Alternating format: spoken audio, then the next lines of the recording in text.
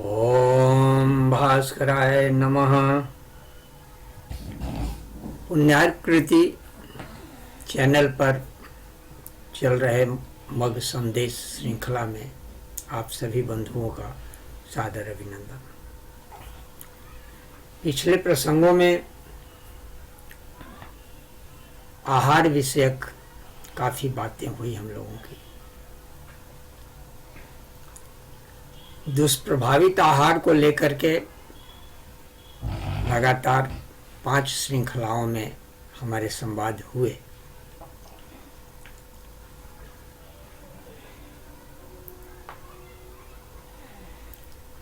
आहार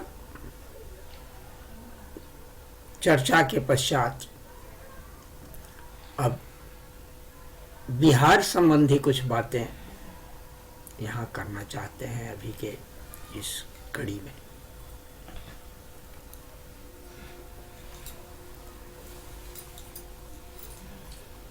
पहले के समय में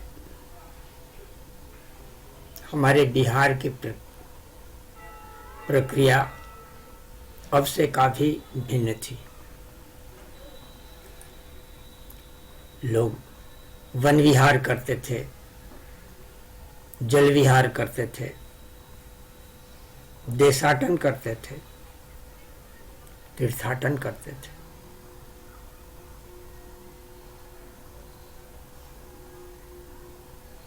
अब हम क्या करते हैं? ये सोचने वाली बात है, ध्यान देने वाली बात है। हमारे पास खाली जो समय होता है उसका उपयोग हम या तो आधुनिक डिवाइसों और गैजेटों में बिता देते हैं, मोबाइल में, टीवी में, यहाँ वहाँ बिता देते हैं। ज़्यादातर समय तो इसमें व्यतीत होता है। बाहर निकलते हैं तो बाजार में जाते हैं, भीड़ भाड़ वाली जगह में जाते हैं। दुकानदारी करने की भी बात होती है या घूमने फिरने की भी बात होती है तो छोटे मोटे दुकानों में जाना पसंद नहीं आता है, मॉल में जाते हैं।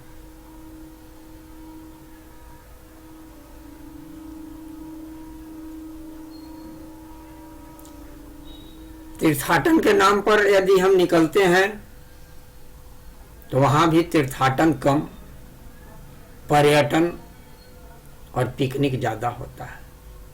तीर्थाटन कहाँ होता है? तीर्थाटन के जो नियम हैं, जो बातें पुराणों में, शास्त्रों में कही गई हैं, उसका रत्ती भर भी अनुपालन नहीं होता है।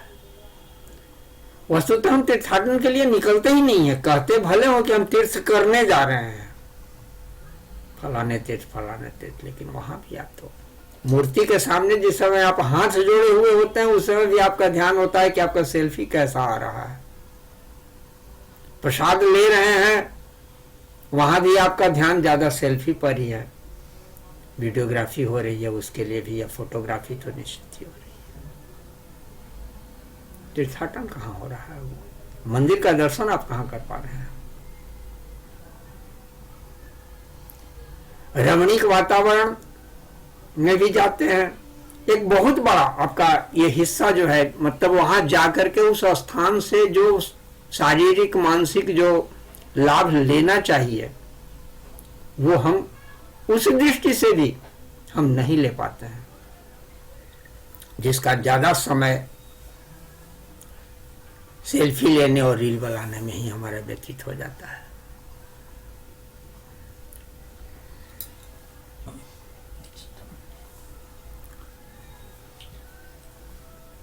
मनोरंजन के नाम पर बीच का एक दौर था जिस समय हम सिनेमा घरों में जाते थे। अब सिनेमा घरों में जाने का चलन पहले की अपेक्षा थोड़ा कम हो गया है। इसलिए हो गया है कि अब दूरदर्शन की सुविधा, अच्छे क्वालिटी के पिक्चर की सुविधा आपके घर में है। इसलिए ज़्यादातर हम सिनेमा घरों में जाना कम कर दिए हैं। खैर ठीक है, अपने ढंग से ये अच्छी बात है, अच्छी परंपरा है। किंतु यहाँ जो मेरा मुख्य कथ्य है, हम जो यहाँ कहना चाहते हैं, जिन बातों पर ध्यान दिलाना चाहते हैं कि विहार हमारा क्या हो रहा है, हम कहाँ विचरण कर रहे हैं। वन प्रांतों में, पहाड़ों में, झरनों में यदि हमको घूमने जाने की इच्छा भी होती है, हम योजना भी बनाते हैं परिवार के साथ, मित्र के साथ हम वहां जाते भी हैं, तो वनस्थलियों का, इन प्राकृतिक स्थलों का की स्थिति एक तरफ वो सब भी बाजार और मॉल का स्वरूप ले लिए हैं। वहां भी वह शांति सुकून नहीं है, वहां भी वह स्वच्छता नहीं है, वहां का वातावरण भी वैसा नहीं मिल रहा है। एक और ये दिक्कतें हैं, ये परेशानियां हैं, और दूसरी ओर बिल्कुल एकांत की तलाश में अगर आप पहाड़ों के अंदर आओ, नदी तट, झरनों, वनों में आप जाना चाहते हैं, तो वहां तो फिर और भी स्थिति विकृत है। पहले चौपायों का भय हुआ करता था, ऐसी जगहों में जाने में चौपायों का भय होता था, लेकिन आज के समय उन चौपायों से भी कहीं विकट स्थिति है, दो पायों का भय है। दो पाए दरिंदे आज वहां हैं, उस समय चौपाए जंतु हुआ करते थे।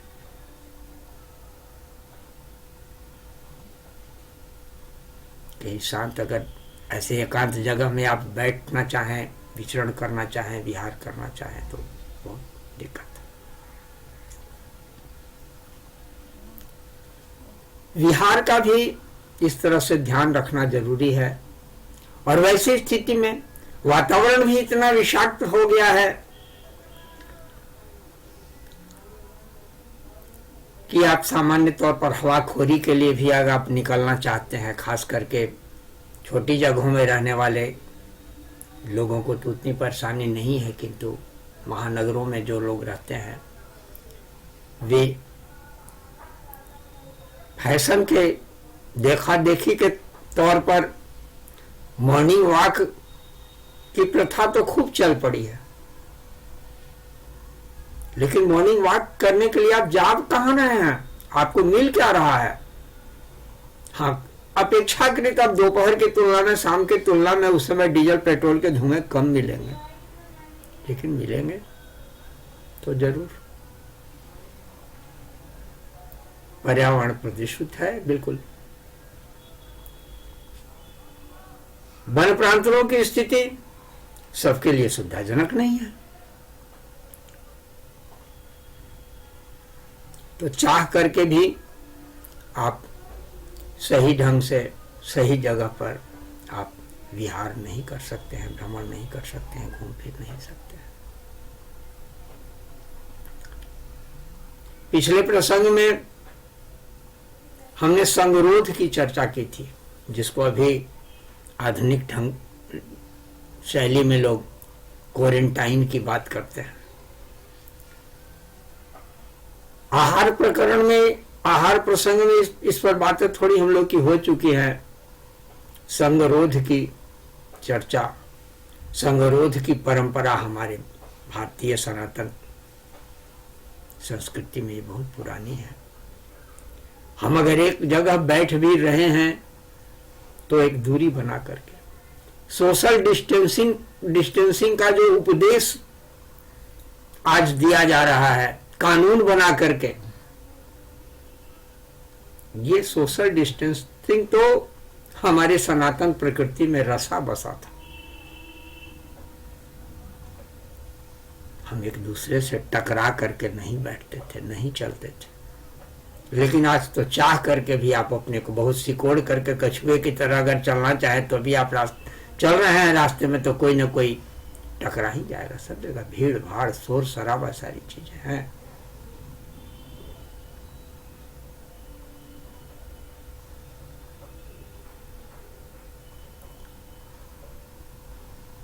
हमारी यात्राएं जो हमारी जो परंपरा थी पहले के समय में, अपनी स्थिति के मुताबिक अधिकांश यात्राएं तो पद यात्रा के स्वरूप थे। भीड़ भाड़ की ये स्थिति नहीं थी, प्रदूषण इतना नहीं था। पद यात्राएं होती थी। कुछ और विशेष हुआ तो विभिन्न तरह के सवारी के जो साधन भी थे वो आज की तरह ट्रेन और बस तो थी नहीं, जहां भीड़ हो, धक्कम धुक्की की स्थिति हो। घोड़ा गाड़ी, बैलगाड़ी, रथ वगैरह अपनी अपनी औकात और स्थिति के मुताबिक सवारी के हमारे साधन थे। वहां भी ये दूरी वाली जो बात है, मतलब कि त्वचा के माध्यम से, श्वसन के माध्यम से जो कुछ हम आहरित कर रहे हैं उससे बचे रहने के लिए पूरा प्रबंध था हमारी संस्कृति में, हमारी स्थिति में। लेकिन अब ये सारी चीजें भी अब इतिहास का विषय बन गई है। फिर भी यथासंभव प्रयास करना है, करना चाहिए। अन्यथा विहार क्रम में ठोस आहार पर तो हमारी बातें काफी हुई। ठोस आहार के क्रम में तो आप ध्यान रखेंगे। विहार क्रम में सूक्ष्म आहार के रूप में जो चीजें आपके अंदर प्रवेश कर रही हैं, इसका दुष्प्रभाव आपके शरीर और मन पर पड़ रहा है, इसका ध्यान रखना जरूरी है। वस्तुतः ये विहार भी आहार का ही, स्थूल आहार से भिन्न सूक्ष्म आहार का ही एक हिस्सा है, एक उसी का एक अंग है। हम मंदिर में कहीं जा रहे हैं, दर्शन करने के लिए जा रहे हैं, वो क्या हो रहा है वहां पर? मंदिर में उस स्थान पर जो पहले से ऊर्जा जो विद्यमान है, जो अच्छी ऊर्जा वहां पर विद्यमान है, जिसे अभी की शैली में जिसको लोग पॉजिटिव एनर्जी कहते हैं, अन्य जगहों की तुलना में पॉजिटिव एनर्जी वहां पर ज्यादा है। हम उस पॉजिटिव एनर्जी को ग्रहण करने ही तो जाते हैं। आंखें बंद करके ध्यान करने की जो बात की जाती है कि थोड़ी देर आंखें बंद कीजिए, ध्यान कीजिए, जो भी कीजिए, आंखें बंद करने का क्या मतलब हुआ? आंखों के माध्यम से करीब 90% आहरण हो रहा है। उस आहरण से ही तो हम सूक्ष्म आहरण से ही बचने की वहां बात की गई है। विहार क्रम में हम कहीं हम जा रहे हैं तो वहां की अच्छी जो ऊर्जा है, अच्छी जो शक्ति है वहां पर विद्यमान, हम उसको ग्रहण करने जा रहे हैं।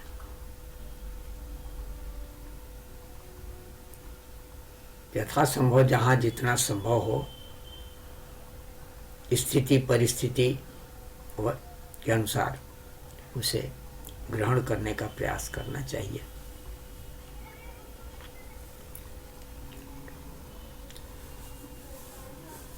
आहार और विहार की इन दो बातों के बाद आगे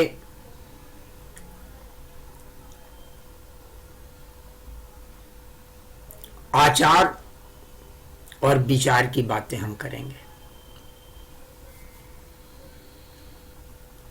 और इन चारों का समेकित प्रभाव हमारे व्यवहार पर किस तरह से पड़ता है।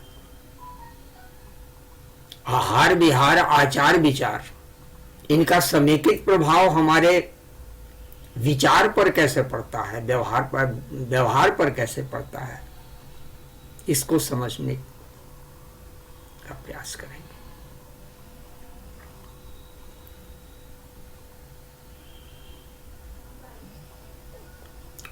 आचार विचार शब्द जो, यह युग्म शब्द जो कह रहे हैं, आचार पहले आचार पर थोड़ी बातें करें। आचार ऐसे भी अभी प्रचलित सब सुनते होंगे, आचार संहिता। चुनाव का समय आ जाता है तो उसके कुछ समय पहले आचार संहिता लागू हो जाती है। क्या मतलब? मतलब कि किसी कार्य करने के लिए जो, किसी कार्य के लिए जो नियम हैं, आचार हैं, तरीके सुझाए गए हैं, निर्देश हैं, उनका पालन। समाज में काफी प्रचलित है, वो सिर्फ हमारे मग समाज में ही नहीं, शाकद्वीपीय समाज में ही नहीं, बल्कि पूरे हिंदू समाज में, सनातनी समाज में छठ व्रत की परंपरा है। छठ का व्रत ये सूर्य सीधे हम सूर्य के लिए करते हैं। प्रत्येक वर्ष में कार्तिक और चैत महीने में छठ का ये पर्व, त्योहार, व्रत बहुत धूमधाम से मनाया जाता है। कभी आपने गौर किया कि इस छठ व्रत की आचार संहिता जो है वो व्रत से 3 दिन पहले से लागू हो जाती है? आज ऐसे करना है, आज ऐसे करना है, आज ऐसे करना है, जैसे खाना है, ऐसे नहाना है, ये सारी बातें जो पालन होने लगती है 3 दिन पहले से, वो क्या है? वो छठ व्रत की आचार संहिता ही तो है।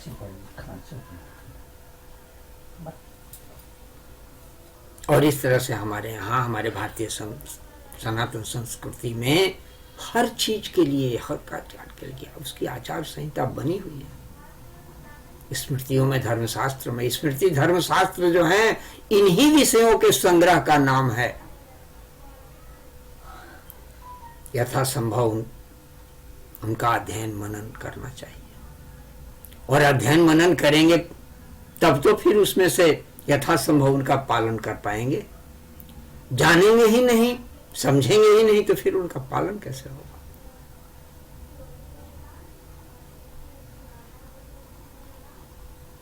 तो आचार किस कार्य के लिए, कैसे, क्या है? ऐसे एक प्रचलित शब्द वो सांप्रदायिक रूप से रूढ़ हो गया हुआ आचारी है। एक वर्ग विशेष के लिए, एक समुदाय विशेष के लिए, एक संप्रदाय विशेष के लिए शब्द रूढ़ हो गया है समाज में। आचारी जैसे ही आप सब किसी से कहेंगे तो तुरंत एक भाव भूमि आप के में बन जाएगी कि हाँ ये आकर, ये इस तरह के ये लोग आचार्य नहीं। जो इन सनातनी आचारों का पालन कर रहा है, जो इन सनातनी आचारों का पालन कर रहा है, वो आचारी है। आप नियमों का, कब हम नहाएं, कैसे हम क्या करें, मेरी दिनचर्या किस तरह से है, संतुलित संयमित दिनचर्या व्यतीत में हम जीवन यापन कर रहे हैं। यानी हम सनातनी, पूरे के पूरे सनातनी आचार संहिता का हम पालन कर रहे हैं। करने के लिए हम सजग हैं, सचेष्ट हैं, आचार्य हैं। ये आचार्य हम हुए। आप पालन करना शुरू कर रहे हैं, धीरे धीरे आप आचार्य बनने की ओर आपका भी कदम बढ़ रहा है। ये भी नहीं है कि एक दिन में पूरा का पूरा नियम पालन हो जाए। धीरे धीरे अभ्यास करते रहेंगे तो ये सारे आचार पालन होंगे। छोटी छोटी बातों को आप छोड़ते जाएंगे, त्यागते जाएंगे, उस पर ध्यान नहीं देंगे, नहीं होगा।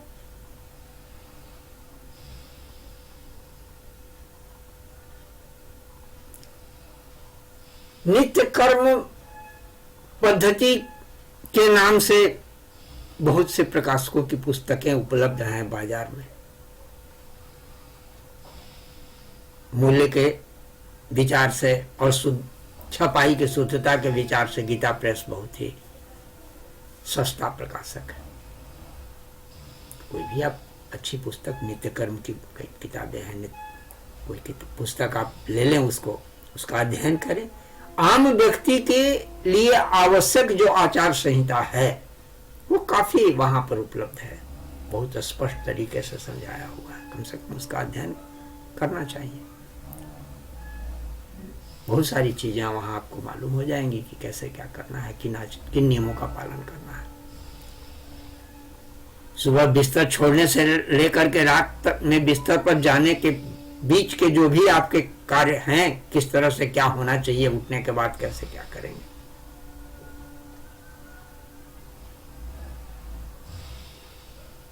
बिस्तर पर पड़े पड़े ही जैसे ही आपकी आंखें खुलती हैं, आप बिस्तर पर बैठते हैं और वहीं शुरू होता है। ये नित्य कर्म पद्धतियों में उपलब्ध है। क्या करते हैं वहां पर? सबसे पहले उठते हैं, इन दोनों हाथों को इस तरह से एक में मिला करके थोड़ी देर तक उन हाथों को देखते हैं, ध्यान से देखते हैं और ध्यान करते हैं। कराग्रे वसते लक्ष्मी, कर मध्य सरस्वती, कर मूले स्थिते ब्रह्मा, प्रभाते कर दर्शन, प्रणाम करते हैं। ये हमारा शुरू से आचार संहिता यहीं से हम प्रारंभ हो रहा है।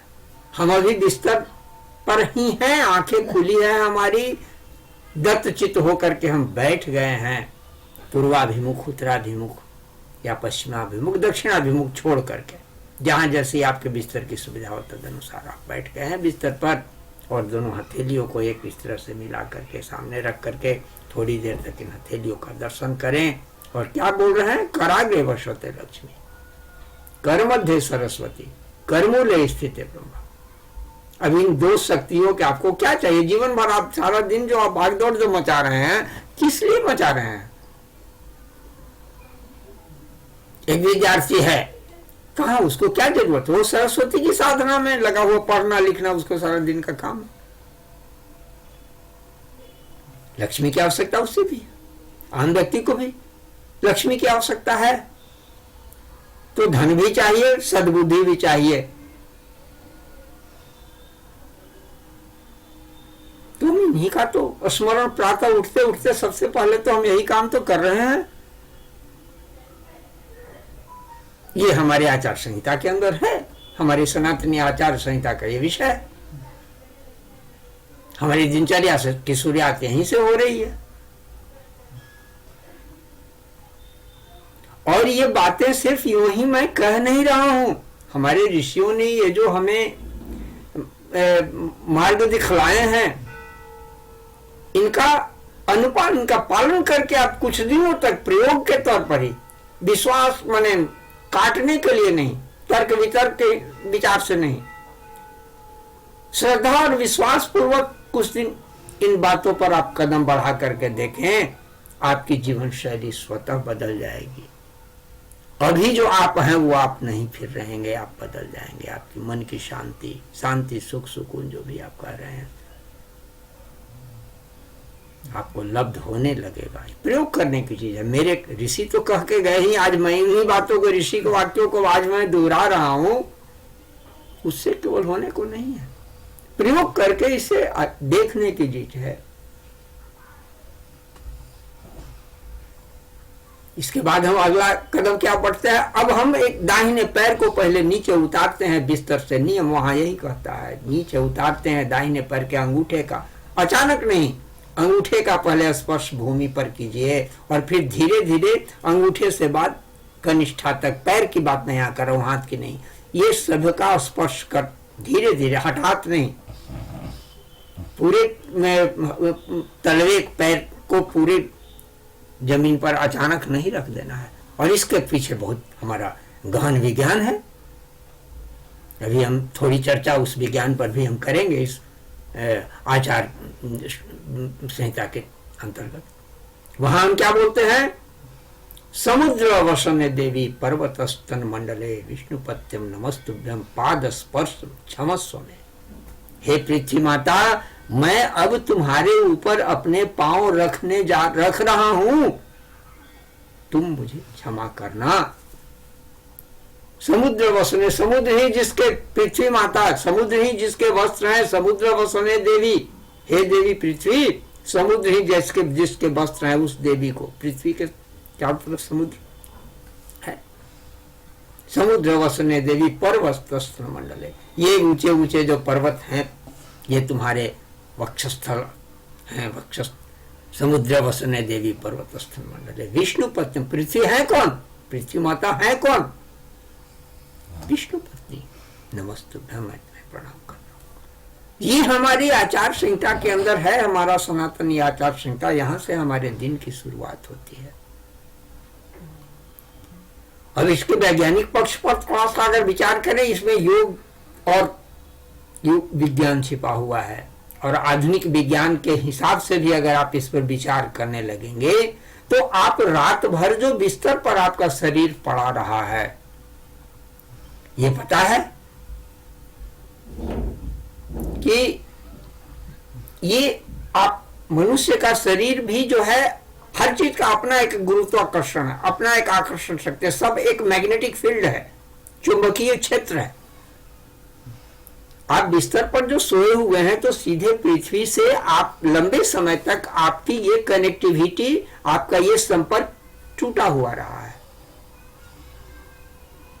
अचानक अगर पैर आप सीधे खाली जमीन पर आप रखते हैं, तुरंत सीधे पृथ्वी के संपर्क में आप जाते हैं, तो हो सकता है कि इससे आपके नर्व, आपकी सूक्ष्म नसें, यहां नाड़ियों की बात कर रहा हूं, नाड़ी माने धमनियों की नहीं, नर्व्स की बात कर रहा हूं, कि आपके शरीर के भीतर जो सूक्ष्म नाड़ियां हैं वे प्रभावित हो सकती हैं उस चुंबकीय प्रभाव के। आपके शरीर के अंदर जो चुंबकत्व है और पृथ्वी के अंदर जो चुंबकत्व है, इन दोनों के टकराव से आपका शरीर बाधित हो सकता है, आपकी नस नाड़ियां बाधित हो सकता है, और हो सकता ही नहीं है, हो रहा है। क्योंकि हल्के में हो रहा है, इसलिए उसके साइड इफेक्ट को आप, उसके प्रति प्रभाव को आप समझ नहीं पा रहे हैं। धीरे धीरे वो नित्य की अगर आपका यही रूटीन रहा, यही है, रह ही रहा है, कहां इस नियम का पालन कौन करता? जानकारी भी नहीं है बहुतों को। पुस्तक में बात तो लिखी हुई है, लेकिन पुस्तक को पढ़ेंगे, समझेंगे, उसका फिर जीवन में पालन करेंगे। केवल नियम को जान लेने से तो कुछ होता नहीं है। नियम कारगर तभी होगा ना जब हम उसका पालन करेंगे। तो इस तरह से हमें एक अद्भुत ऊर्जा संचित होने लगेगा आपके शरीर में, यदि आप इनका प्रयोग करके, कुछ अधिक नहीं, आप महीने 2 महीने इन चीजों का प्रयोग, इन 2 चीजों का प्रयोग करके आप महीने 2 महीने भी आप देखें, आप देखेंगे कि पहले की तुलना में आप मानसिक शांति और सुकून प्राप्त करने लगे हैं। महीने 2 महीने के अंदर, महीने भर भी कायदे से अगर करेंगे तो महीने भर में इसकी अनुभूति आपको हो जाएगी। हो सकता है कि कुछ लोगों को और भी जल्दी इसकी अनुभूति हो जाए। ये व्यक्ति पर इसका अंतर आएगा, प्रयोग करके देखने की चीज। तो इस तरह से यहां से जो हम आगे बढ़ रहे हैं, ये हमारा प्रातः का यह दिनचर्या शुरू हो रहा है। हर चीज के लिए हमारे आचार संहिता यह बना हुआ है कि हमारा क्या आचरण मेरा क्या हो, किस तरह का हम आचरण।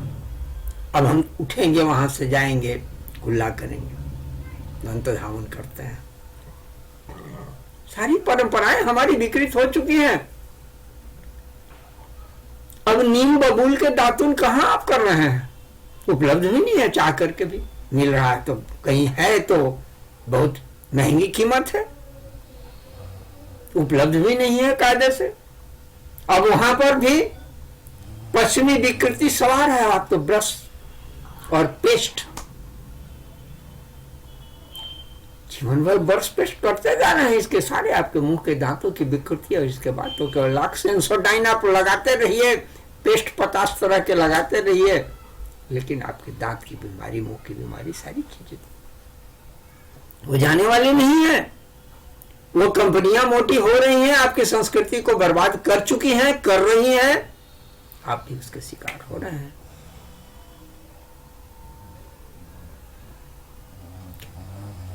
तो दंत धावन वगैरह की है, मैंने मुख प्रक्षालन, दंत धावन, शौचाचार के अंदर शौच में, अब इसके बाद फिर शौच जा रहे हैं, मुंह धो लिए है, जल लीजिए, ये सब हमारे आचरण के ये तरीके हैं, क्या क्या करना है।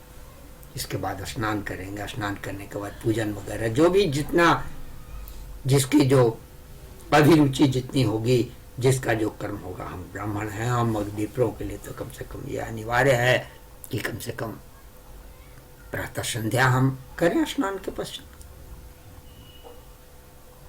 और संक्षिप्त रूप से प्रातः संध्या करना अधिक से अधिक वो 25-30 मिनट का कार्य है।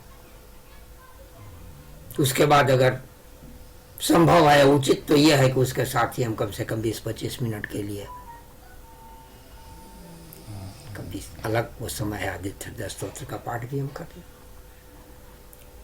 अब इसके बाद हम अन्य कार्यों में लगे। तो ये हमारा हमारे आचार, मगाचार इसको आप कह सकते हैं, मगों के लिए ये आचार अभी के आज के लिए। मेरे पहले तो और भी अधिक कार्य हुआ करते थे। तो इस तरह से ये मेरा प्रातः कृत्य, इसके बाद आगे की दिनचर्या शुरू होती है। आगे इसी तरह की कुछ अन्य बातों की चर्चा अगली कड़ी में करेंगे। अभी के इस प्रसंग को आचार संहिता के इन्हीं बातों के साथ, इन्हीं शब्दों के साथ समाप्त करना चाहता हूँ। आप जहाँ भी रहें स्वस्थ रहें, प्रसन्न रहें, सानंद रहें। पुनः मुलाकात मिलेंगे। जय भास्कर, जय भास्कर, जय भास्कर।